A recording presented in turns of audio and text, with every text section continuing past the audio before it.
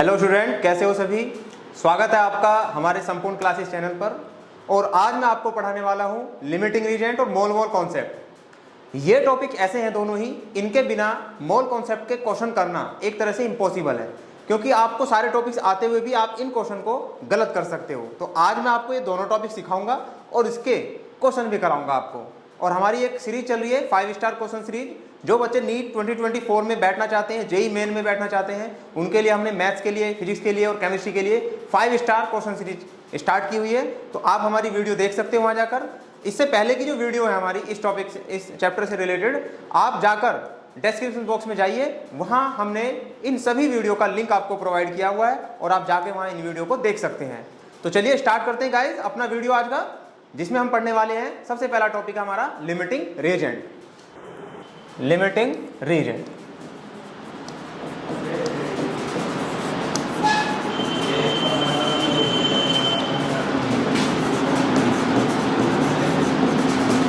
अब देखिए, सबसे पहली बात है हमें पता होना चाहिए रिएजेंट होता क्या है। बहुत सारे बच्चों को ये कंफ्यूजन होता है, रिएजेंट आज तक समझ में नहीं आया क्या होता है रिएजेंट। देखिए, आप कभी भी केमिकल लैब में जाइए तो केमिस्ट्री की लैब में आपको देखने को बहुत सारे रिएजेंट मिलेंगे, उनको रिएजेंट बोला जाता है। क्यों बोला जाता है रिएजेंट? रिएजेंट का मीनिंग होता है या तो वो रिएक्टेंट हो सकते हैं या प्रोडक्ट हो सकते हैं। रिएक्टेंट और प्रोडक्ट दोनों को ही हम रिएजेंट बोलते हैं। तो लेबोरेटरी के अंदर या तो कोई रिएक्टेंट रखा हुआ होगा, यानी कि अभी उसने रिएक्शन नहीं की है, और रिएक्शन होने के बाद में या उसका प्रोडक्ट रखा होगा, ठीक है। तो रिएक्टेंट और प्रोडक्ट दोनों को मिलाकर हम रिएजेंट बोलते हैं। तो सबसे पहले तो आपको पता होना चाहिए रिएजेंट है क्या, ठीक है। What is a reagent? Reagent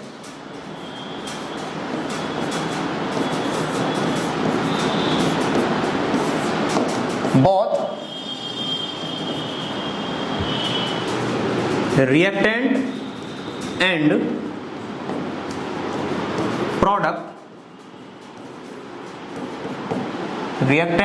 product are combinedly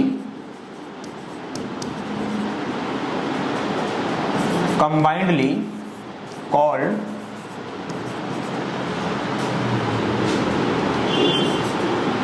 reagent.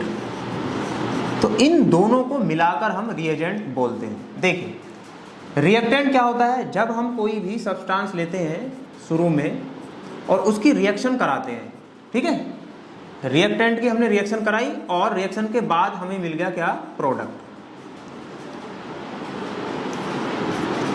तो इन दोनों ही सब्सटेंस को हम कंबाइंडली बोल सकते हैं रिएक्टेंट, ठीक है गाइस।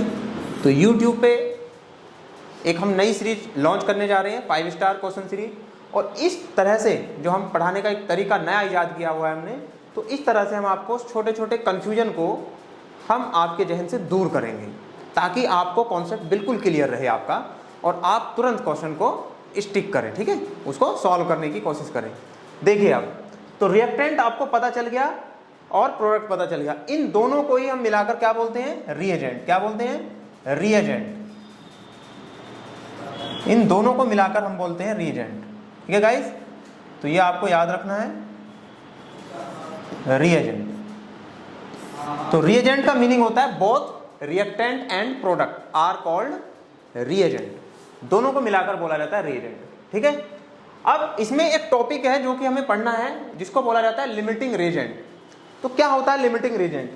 देखिए, लिमिटिंग रीजेंट में सबसे पहले बात हम करेंगे, आपने कोई भी घर में कोई डिश आपने तैयार की, मान लिया हम चाय बना रहे हैं, ठीक है।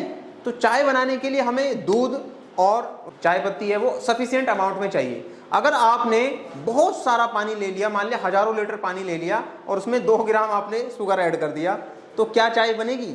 नहीं बनेगी, ठीक है। अगर चाय बनेगी भी तो वो उतना ही बनेगी जिसमें 2 ग्राम बन सकती है, और वो आपको उस पूरे वाटर में दिखेगी नहीं।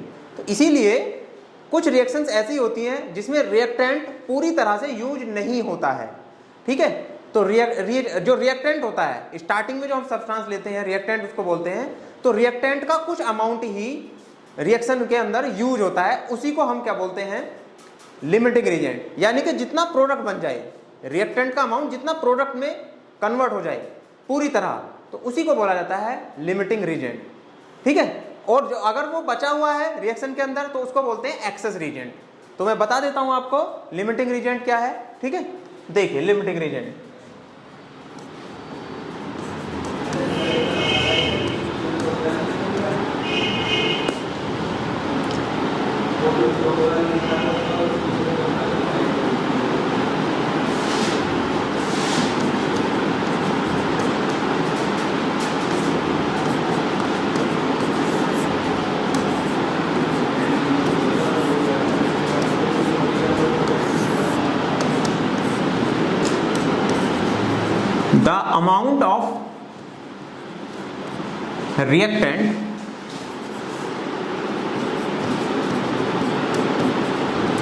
the amount of reactant which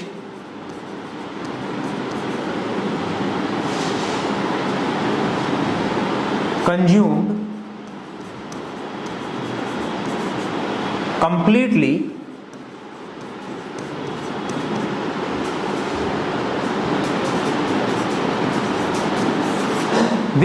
completely during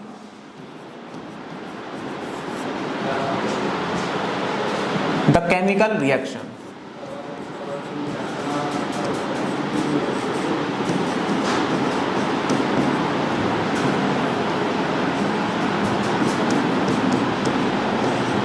During the chemical reaction is called limiting reagent। इसी को हम लिमिटिंग रिएजेंट बोलते हैं, शॉर्ट में इसको LR से हम लिख सकते हैं, ठीक है। तो क्या होता है लिमिटिंग रिएजेंट? किसी भी रिएक्टेंट का कोई भी अमाउंट जो पूरी तरह से प्रोडक्ट में बदल जाए उस रिएक्टेंट को हम लिमिटिंग रिएजेंट बोलते हैं, ठीक है। जैसे हमने कोई रिएक्शन लिखी, मान लिया ये लिख लिया हमने H2 प्लस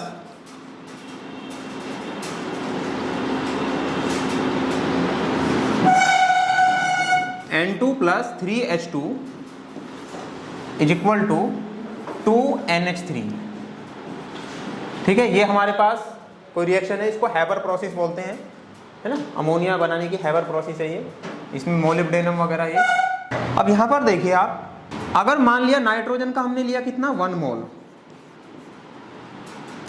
और इस हाइड्रोजन के लिए हमने कितने 4 मोल। तो क्वेश्चन ये है कि अमोनिया कितने मोल बनेगा, ठीक है, कितने मोल अमोनिया बनेगा। अब यहां पर आप देख सकते हो नाइट्रोजन का 1 मोल और हाइड्रोजन के 3 मोल हमने लिए, ठीक है। और यहां पे पूछ रहा है क्वेश्चन में अमोनिया कितने मोल बनेगा। How many mole will be form of ammonia when 1 mole of nitrogen and 4 mole of hydrogen are reacted. तो इन दोनों को रिएक्टेड करने के बाद, रिएक्शन करने के बाद अमोनिया कितने मोल बनेगा। अब देखो यहां पर जो बच्चे मैथमेटिक्स समझते हैं वो सीधा क्या करेंगे, इन दोनों को जोड़ देंगे, 1 और 4 5 मोल बना देंगे यहां से। लेकिन यहीं पर क्वेश्चन गलत हो जाएगा, ठीक है। अब देखिए जब क्वेश्चन गलत होगा फिर भी आप मानोगे नहीं, तो इसके पीछे का जो कॉन्सेप्ट है वो मैं समझा देता हूं आप। सबसे पहले तो आपको पता होना चाहिए स्टोइकोमेट्री के बारे में।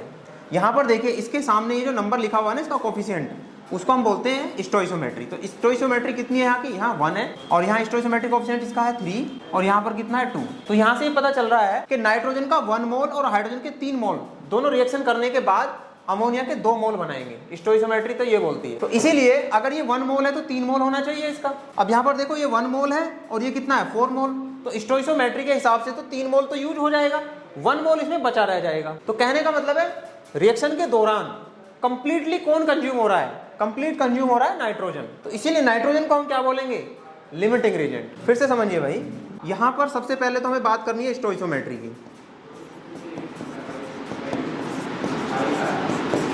Stoichiometric coefficient.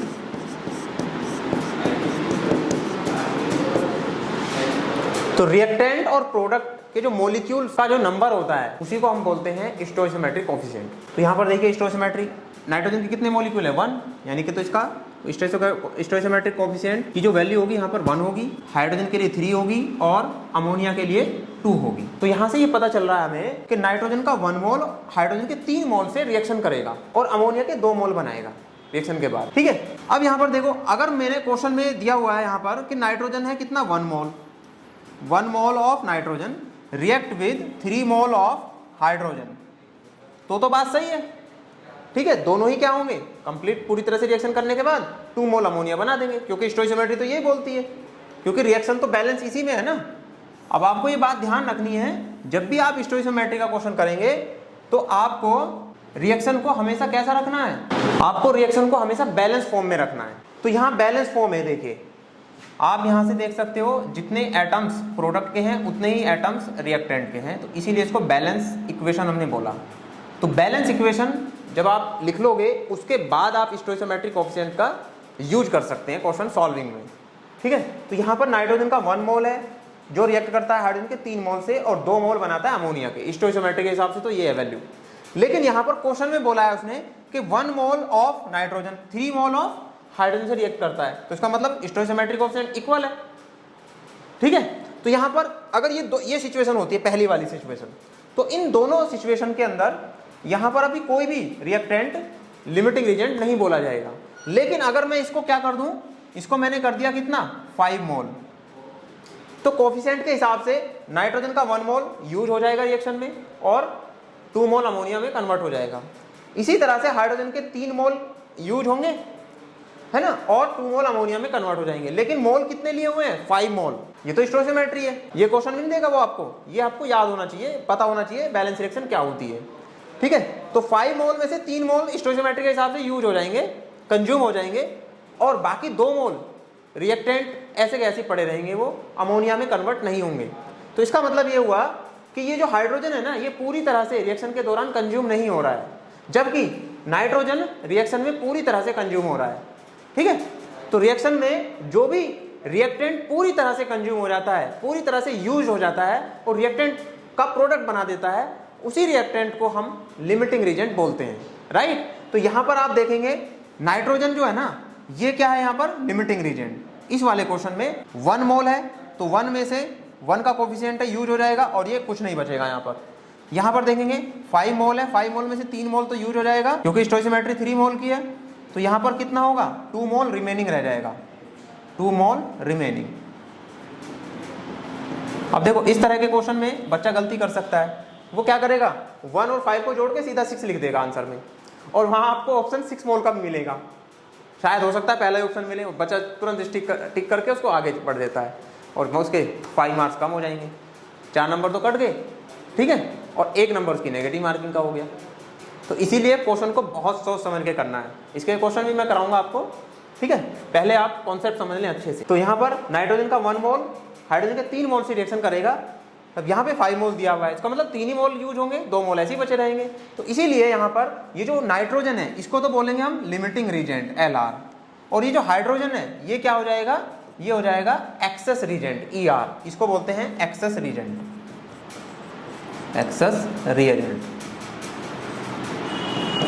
ठीक है गाइस। तो ये क्वेश्चन इस तरह से होंगे। तो आई होप ये आपको समझ में आ गया होगा लिमिटिंग रीजेंट क्या है। इसके कुछ क्वेश्चन मैं आपको और करा देता हूं, है ना, सिर्फ आपको ये बताना है कि लिमिटिंग रीजेंट कौन है, ठीक है, कमेंट में जरूर बताना है ये आपको। जैसे एक क्वेश्चन हमने लिया PCl3 + Cl2 = PCl5, ठीक है। अब यहां पर आप देख रहे हो स्टोइकियोमेट्रिक कोएफिशिएंट है 1 और 1 का, यहां भी 1 का है। यहां पर हमने PCl3 के कितने मोल लिए 2 मोल, और क्लोरीन के मैंने ले लिए यहां पर 8 मोल्स, ठीक है। 2 moles of phosphorus trichloride and 8 moles of chlorine gas react with each other and form phosphorus pentachloride, that is PCl5. Then find the limiting reagent in the reaction. बताइए क्या होगा। अब देखिए बच्चों, यहां पर सबसे पहले आप गलती करोगे, आप क्या करोगे, सीधा देखेंगे हम कि ये 2 मोल है और ये 8 मोल है, तो आप या तो 2 मोल को लगा सकते हो या 8 मोल को, है ना, तुक्का लगाओगे आप, तुक्का नहीं लगाना है, उसका एग्जैक्ट आपको आंसर पता होना चाहिए। तो देखिए यहाँ पर सबसे पहले आप इसका स्टोइकियोमेट्री देखें, स्टोइकियोमेट्री कितना है, यहाँ 1 का है, यहाँ 1 का है, तो इसका मीनिंग ये हुआ कि PCl3 का 1 मोल क्लोरीन के 1 मोल से ही रिएक्शन करेगा, मतलब 1:1 का रेशियो होगा। अगर इसके 2 मोल होंगे तो इसके भी 2 मोल होंगे, है ना। तो 1:1 का हुआ ना स्टोइकोमेट्रिक कोएफिशिएंट। तो PCl3 का 1 मोल रिएक्शन करेगा Cl2 के 1 मोल से।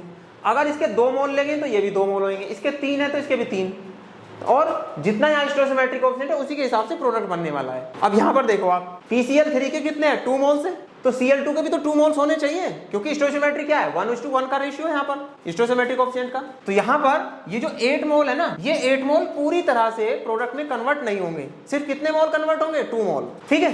तो यहाँ पर ये तो हो गया लिमिटिंग रीजेंट, जो PCl3 है ये क्या होगा, लिमिटिंग रीजेंट, ठीक है। लिमिटिंग रीजेंट इसलिए है क्योंकि 1:1 का रेशियो है, तो 2 मोल है, तो 2 मोल में से 2 मोल खत्म हो जाएंगे, ये पूरी तरह से होगा कंज्यूम, ठीक है। तो ये क्या होगा, कंज्यूम्ड हो गया पूरी तरह, कंज्यूम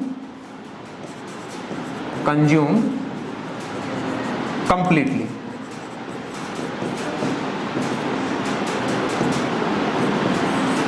ठीक है, पूरी तरह से कंज्यूम हो गया, इसीलिए इसको लिमिटिंग रीजेंट हमने बोला। लेकिन अगर इसके 2 मोल है तो इसके भी तो 2 मोल ही होंगे खत्म, तो ये 2 मोल खत्म हो जाएंगे 8 में से, और यहाँ पे बच कितना जाएंगे, 6 मोल, यहाँ पर ऐसे ही ये हो गया रिमेनिंग, ये बच जाएंगे, तो ये रिएक्टेंट ऐसे ही रहेगा, रिमेनिंग मोल है, रिमेनिंग मोल 6 रिमेनिंग मोल्स, ठीक है। 6 मोल बच गए। अभी जो 6 मोल बचे हैं, ये 6 मोल प्रोडक्ट नहीं बनाएंगे, तो अब क्वेश्चन ये उठेगा मन में आपके कि फिर कितने मोल PCl5 बनेगा। तो अगर यहाँ से 1 और 1 का है, और यहाँ पे हमने क्वेश्चन में लिए 2 मोल और इसके 8 मोल, तो इसके 2 मोल यानी कि अगर ये 1 है तो 1 के और 1 के कंपेयर में दोनों रिएक्शन करेंगे, 1:1 के रेशियो में रिएक्शन करेंगे, तो इसके 2 मोल खत्म होकर कन्वर्ट हो जाएगा ये PCl5 में, इसके भी 2 मोल खत्म होकर कन्वर्ट हो जाएंगे PCl5 में। तो स्टोइकोमेट्री के हिसाब से देखो आप, 1 मोल है, ये भी 1 मोल है, तो 1 बनेगा। तो अगर इसका 2 मोल खत्म हो रहा है, इसके भी 2 मोल खत्म होंगे, तो ये कितना बनेगा, 2 मोल बनेगा, ठीक है। तो ये आपको पता चल गया। तो ये 6 मोल इसमें बचे हैं, तो ये रिएक्शन करेंगे ही नहीं, ये रिएक्टेंट ऐसे ही पड़े रहेंगे रिएक्शन में, ठीक है। तो इसीलिए इसको हम बोलते हैं एक्सेस रीजेंट। तो पहला काम तो आपको यही करना है, लिमिटिंग रीजेंट और एक्सेस रीजेंट का आपको पता करना है। अगर ये दोनों चीजें आपने पता कर ली तो फिर आप क्वेश्चन आसानी से सॉल्व कर सकते हैं। अब इसका मैं एक आपको ऑल्टरनेट बताता हूं, जल्दी से, जाके आप इस चक्कर में ना पड़े और सीधे आप पता लगा लें कौन लिमिटिंग रीजेंट है और कौन एक्सेस रीजेंट है, ठीक है। देखिए गाइस, इसको हम बोलते हैं मोल मोल कॉन्सेप्ट, मोल मोल कॉन्सेप्ट इसको बोला जाता है।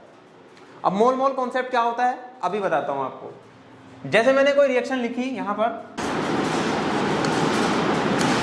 H2 plus I2 is equal to 2HI, ठीक है। हाइड्रोजन और आयोडीन की रिएक्शन कराने पर HI, ये रिएक्शन होती है in the presence of photons, right. तो फोटॉन्स की प्रेजेंस में रिएक्शन होगी ये, और हमें क्या मिलेगा यहाँ पर, HI, hydrogen iodide, gaseous form में होती है रिएक्शन, ठीक है। इसकी फिजिकल स्टेट यहाँ ऐसे लिख सकते हो आप, स्मॉल g का मतलब है ये गैस के फॉर्म में बनेगा।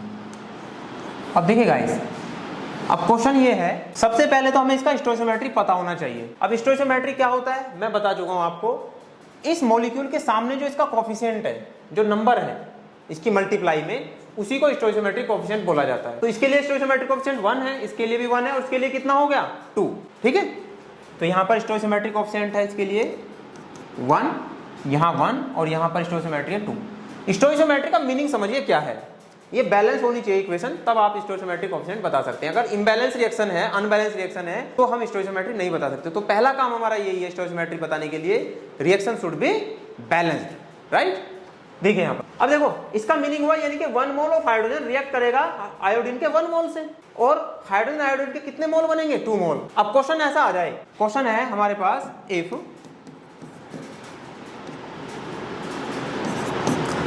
5 moles of hydrogen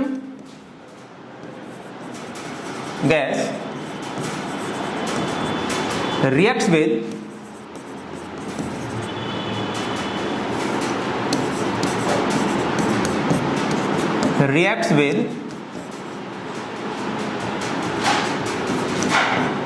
15 moles of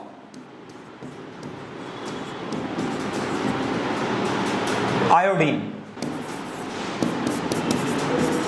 15 moles of iodine. Then calculate the number of moles of hydrogen iodide.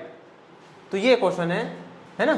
Then calculate the number of moles of HI after the complete reaction. After the completion of reaction. तो जब reaction complete हो जाएगी तो वहां पर ये बताना है कि हाइड्रोजन आयोडाइड के कितने मोल बनेंगे. अब देखिए यहां पर आपको पता है कि मोल कितने दे दिए. यहां पर हाइड्रोजन के मोल है हमारे पास कितने 5 मोल्स. तो यहां पे 5 मोल है इसके 5 मोल्स. और हाइड्रोजन आयोडीन के कितने मोल हैं. आयोडीन के मोल है कितने 15 मोल्स. तो यहां पर है 15 मोल्स. ठीक है. अब हमें ये बताना है कि हाइड्रोजन आयोडाइड के कितने मोल बनेंगे. अब देखो आप स्टोइकोमेट्री से देखिए. आप स्टोइकोमेट्री से हमें पता है कि हाइड्रोजन का 1 मोल आयोडीन के 1 मोल से रिएक्शन करेगा और HI का 1 ही मोल बनाएगा. तो अगर इसके 5 मोल हैं तो इसके भी 5 मोल होंगे. और कितने मोल बनेंगे यहाँ 5 बार यानी कि 2 मोल. फिर से बता रहा हूं मैं आपको. हाइड्रोजन का 1 मोल आयोडीन के 1 मोल से रिएक्शन करने के बाद HI के कितने मोल बनाएगा 2 मोल बनाएगा. उसी तरह से हाइड्रोजन के 5 मोल और आयोडीन के 5 मोल यानी कि 1 और 1 के रेशियो में रिएक्शन करेंगे तो कितने मोल बनेंगे. यहाँ पर 10 मोल बनेंगे HI के. कितने मोल 10 मोल. क्यों बनेंगे. क्योंकि यहाँ पर हाइड्रोजन के लिए देखिए आप यहाँ 1 और 1 का है तो इसका मतलब 5 है और यहाँ पे क्या ज्यादा. तो ये तो कम ही है ना इससे 5. तो 5 में से 5 मोल खत्म हो जाएंगे और ये कन्वर्ट हो गए प्रोडक्ट बना देगा यानी कि HI में. तो ये कन्वर्ट हो गया. तो इसके लिए ये हो गया LR. LR क्या है यहाँ पर H2 है यहाँ पर LR यानी कि लिमिटिंग रीजेंट. हाइड्रोजन यहाँ पर लिमिटिंग रीजेंट है. अब यहाँ पर देखिए आयोडीन. आयोडीन जो है ना आयोडीन के कितने मोल्स हैं 15 मोल्स हैं आयोडीन के. 15 मोल्स में से कितने मोल कंज्यूम होंगे 1:1 के रेशियो में मोल कंज्यूम होंगे. तो अगर इसके 5 मोल कंज्यूम हो रहे हैं तो इसके भी 5 मोल कंज्यूम होंगे. तो 5 मोल कंज्यूम हो जाएंगे यहाँ पर. तो बचेंगे कितने 10 मोल ऐसे बचे रहेंगे रिएक्शन में. तो ये तो क्या है ये तो ज्यादा अमाउंट में है ना. तो इसीलिए ये कंप्लीटली कंज्यूम नहीं हो रहा है. इसीलिए इसको एक्सेस रीजेंट बोला जाता है. That is ER. तो इसको एक्सेस रीजेंट बोला जाता है जो रिएक्शन में बच जाए. ड्यूरिंग द रिएक्शन अगर रिएक्टेंट की वैल्यू बच जाए तो उसको बोलेंगे एक्सेस रीजेंट. अब यहाँ पर आप देखो इसके 5 मोल खत्म हो गए इसके 5 मोल खत्म हो गए हैं और यहाँ 1 का 2 का डबल का प्रोडक्ट बन रहा है स्टोइकोमेट्री के हिसाब से. तो इसीलिए कितने मोल बनेंगे HI के. तो HI के मोल बनेंगे आपके 10. ठीक है. तो यहाँ पर 10 moles of HI will form.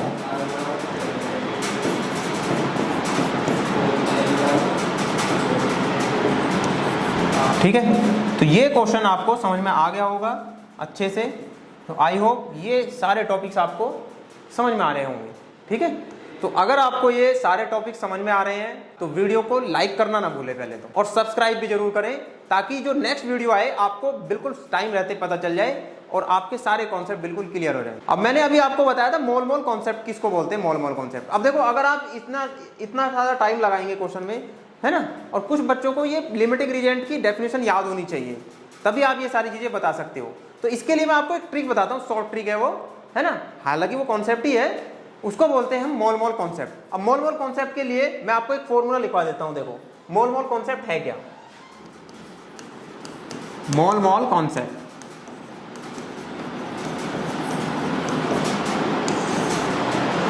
ठीक है. मोल मोल कॉन्सेप्ट में जो भी रिएक्टेंट है या प्रोडक्ट है उसके लिए नंबर ऑफ मोल्स रखते हैं हम. नंबर ऑफ मोल्स और अपोन में आ जाता है स्टोइकोमेट्रिक कोएफिशिएंट SC.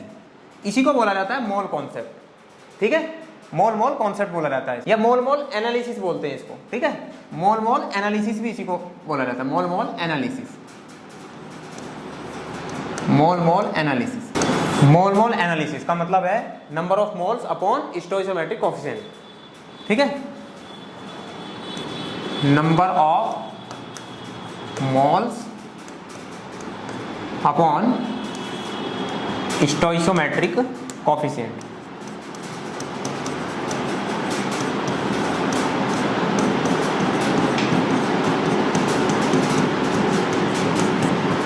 ठीक है, शॉर्ट में इसको एससी लिख देते हैं। एससी का क्या मीनिंग है? संपूर्ण क्लासेस। तो इसीलिए आपको इस चैनल पे संपूर्ण चीजें मिलेंगी आज। ठीक है, mole mole analysis, stoichiometric coefficient, that is SC. और एससी हमारा एक एब्रीविएशन है, हमारे चैनल का नाम की एब्रीविएशन है, एब्रीविएशन मतलब शॉर्ट फॉर्म है ना, जिसको बोला जाता है संपूर्ण क्लासेस। तो बने रहिए हमारे साथ संपूर्ण क्लासेस में, आपको ये हम अच्छे से समझाते हैं विद एग्जाम्पल। देखिए, अभी हमने एक क्वेश्चन किया था, ये वाला जो क्वेश्चन है, इसमें हमने 5 मोल लिए हाइड्रोजन के, 15 मोल लिए आयोडीन के, है ना, और पूछा कितने मोल बनेंगे। तो देखो, इसको हम यहाँ एक अलग वे में करते हैं, सेकंड मेथड से, मोल मोल एनालिसिस कॉन्सेप्ट से करते हैं इसको। तो H2 plus I2 equal to 2HI। अब क्वेश्चन में दिया हुआ है हाइड्रोजन के हैं 5 मोल्स और आयोडीन के कितने मोल्स हैं? 15 मोल्स। और पूछा हुआ है कितने मोल बनेंगे। तो इसमें मोल मोल एनालिसिस से इस क्वेश्चन को सॉल्व करेंगे। तो मोल मोल एनालिसिस का क्या मीनिंग है कि जो जो इसका मोल मोल एनालिसिस है वो इसके मोल के एनालिसिस के इक्वल होगा और इसके मोल के इक्वल होगा। तो देखो यहाँ पर सबसे पहले इसके लिए हम लिखेंगे नंबर ऑफ मोल्स। एन का मीनिंग है number of moles, number of moles of hydrogen upon stoichiometric coefficient. ठीक है, तो ये होगा इसके लिए मोल मोल एनालिसिस। और ये इक्वल होगा किसके? इस आयोडीन के मोल मोल एनालिसिस के इक्वल होगा। तो यहां भी लिख लेंगे हम number of moles of iodine upon stoichiometric coefficient of iodine. ठीक है, यहां भी ऐसे ही लिखेंगे number of mole of hydrogen upon stoichiometric coefficient of hydrogen. तो इसका मोल एनालिसिस इस मोल के एनालिसिस के इक्वल होगा, मोल मोल एनालिसिस के। और यहां भी हम ऐसे लिखेंगे number of moles of HI upon stoichiometric coefficient of HI। अब सबसे बड़ी बात है कि इस क्वेश्चन को हम कैसे सेकंडों में कैसे सॉल्व करें। तो उसके लिए हमें देखना है यहाँ सबसे पहले लिमिटिंग रीजेंट क्या है। तो लिमिटिंग रीजेंट में आप देखिए यहाँ पर लिमिटिंग रीजेंट के लिए मोल मोल एनालिसिस, जिस रिएक्टेंट के लिए मोल मोल एनालिसिस की वैल्यू कम आएगी वही रिएक्टेंट लिमिटिंग रिएजेंट बोला जाएगा और वही प्रोडक्ट को डिसाइड करेगा कि कितना प्रोडक्ट बनता है। तो यहां ध्यान रखेंगे आप, during the reaction the amount of reactant completely consumed and convert in the product, that's why reactant decide the amount of product. ठीक है, तो जो लिमिटिंग रिएजेंट है वो डिसाइड करेगा कितना प्रोडक्ट बनेगा, ना कि एक्सेस रिएजेंट डिसाइड करेगा। क्योंकि एक्सेस रिएजेंट तो रिएक्टेंट ऐसे ही पड़ा हुआ है, वो प्रोडक्ट में कन्वर्ट ही नहीं हुआ है, तो पूरी तरह अगर वो कंज्यूम ही नहीं हुआ है तो प्रोडक्ट कैसे बनाएगा। ठीक है, तो इसलिए कभी भी आपको सबसे पहले आपको अगर क्वेश्चन को सोल्व करना है तो आप उसके लिए लिमिटिंग रीजेंट जरूर आपको कॉन्सेप्ट आना चाहिए, तभी आप उसको कर सकते हैं। ठीक है, अब देखो यहाँ पर नंबर ऑफ मोल्स, हाइड्रोजन के मोल कितने हैं? 5 हैं। स्टोइकोमेट्रिक कोफिशिएंट कितना है इसका? 1। तो आंसर कितना आया इसके लिए? इसके लिए आंसर आएगा 5। ठीक है, मोल मोल एनालिसिस की वैल्यू इसके लिए कितनी आई है? 5। अब यहां पर देखिए मोल कितना है इसके लिए? 15 मोल। स्टोइकोमेट्रिक कोफिशिएंट कितना है इसके लिए? 1। ठीक है, तो वैल्यू कितनी आ गई इसके लिए? 15। अब यहां पर देखिए आप, मोल मोल एनालिसिस के लिए जिसकी वैल्यू कम आती है ना, जिस रिएक्टेंट की वैल्यू कम आती है उसी को बोला जाता है रिएक्टेंट। कौन सा रिएक्टेंट? Limiting reagent. तो ये लिमिटिंग रीजेंट हो गया और ये क्या हो गया? ये हो गया एक्सेस रीजेंट। तो इसीलिए ये तो 5 है, तो 5 में से 5 कंप्लीट खत्म हो जाएगा। ठीक है, तो 5 मोल में से 5 मोल खत्म हो गए, यहां क्या बचा? कुछ नहीं बचा, 0 बची। ठीक है, 0 इसलिए बची क्योंकि 5 मोल इसके कन्वर्ट होकर क्या बना लेंगे? प्रोडक्ट बना देंगे। और यहां पर 15 मोल्स थे, तो 15 में से अब देखो स्टोइकोमेट्रिक कोफिशिएंट कितने का रेशियो है? 1:1 का रेशियो है ना यहाँ। तो इसीलिए यहां पर अगर 5 मोल खत्म होंगे तो ये भी 5 मोल खत्म होंगे। तो 15 में से 5 मोल, 15 में से 5 मोल खत्म हो जाएंगे। ठीक है, 15 माइनस 5 इक्वल टू यहाँ पर बचा 10 मोल्स। तो 10 मोल यहाँ पे बच गए। ठीक, इसीलिए इसको एक्सेस रीजेंट बोला जाता है। तो अब देखो 5 मोल इसके, 5 मोल इसके, दोनों खत्म हो गए, यानी कि 1:1 के रेशियो में खत्म हो गए। तो कितने बनाएंगे? 10 मोल। तो अब आप किसको इक्वल करेंगे, तो ये इक्वल नहीं हुआ, क्यों? क्योंकि ये क्या है, एक्सेस रीजेंट है। हमेशा वो चीजें इक्वल होती हैं जो लिमिटिंग रीजेंट हो। अगर ये लिमिटिंग रीजेंट का क्वेश्चन नहीं होता तो सब इक्वल होते, तो इसीलिए आप यहां से आप प्रोडक्ट को डिसाइड नहीं करेंगे, तो इसकी वैल्यू इसके इक्वल कर देंगे यहाँ, ठीक है, तो आंसर आ जाएगा आपके पास। देखो यहां पर इक्वल कर दो number of moles of hydrogen upon stoichiometric coefficient of hydrogen. तो number of mole of HI कितना है, number of mole of HI, यही तो हमें बताना है कितने मोल बनेंगे। तो number of mole of HI ये हमें बताना है, और number of mole of hydrogen कितने लिए क्वेश्चन में, 5। स्टोइकोमेट्रिक कोएफिशिएंट कितना है, 1, और स्टोइकोमेट्रिक कोएफिशिएंट हाइड्रोजन का अपॉन में यहाँ कितना है, 2 है। तो आप देखें यहाँ पर, आप ये जो वैल्यू है ना, ये वाली जो वैल्यू है, इसी को हमने यहाँ रख दिया, ठीक। Number of moles of HI कितने हैं, number of mole of HI, stoichiometric coefficient of HI, stoichiometric coefficient of HI, तो यहाँ स्टोइकोमेट्रिक कोएफिशिएंट HI का रखना है। तो HI का स्टोइकोमेट्रिक कोएफिशिएंट है, यहाँ से रिएक्शन से देख लेंगे आप 2, ठीक है। तो इसके हमें मोल बताने ना क्वेश्चन में, और यहाँ पे आप देखो ये किसके इक्वल होगा, मोल मोल एनालिसिस ऑफ हाइड्रोजन के, तो उसको हमने यहाँ रख दिया, इसको उठा के यहाँ से यहाँ इसके इक्वल रख दिया। इक्वल रखने पे आप देखो इसके 5 मोल दिए हैं क्वेश्चन में, और स्टोइकोमेट्रिक कोएफिशिएंट का 1 है, यहाँ पे इसका स्टोइकोमेट्रिक कोएफिशिएंट 2 है, तो ये अपॉन से इधर मल्टीप्लाई में चला जाएगा, तो इसको यहाँ से इधर लाएंगे तो आंसर कितना आ जाएगा, इसका आंसर आ जाएगा 10 मोल। तो 10 मोल किसके आए, 10 मोल ऑफ HI, ठीक है। तो ये आपका आंसर आ गया। तो आई होप ये वीडियो आपको बहुत अच्छे से समझ में आया होगा, और आप ये सारे क्वेश्चन आप लगा सकते हैं जाके, ठीक है। इसके बाद हम स्टार्ट करेंगे इस चैप्टर के 5 क्वेश्चन टेस्ट सीरीज को, 5 स्टार क्वेश्चन सीरीज जो है ना हमारी, उसको स्टार्ट करेंगे। तो जो बच्चे नए हैं हमारी वीडियो को लाइक जरूर करें, आप शेयर करें, कमेंट करें, और चैनल को सब्सक्राइब करना ना भूलें बिल्कुल भी, ठीक है गाइस। तो मिलते हैं नेक्स्ट वीडियो में आपसे, तब तक के लिए थैंक यू।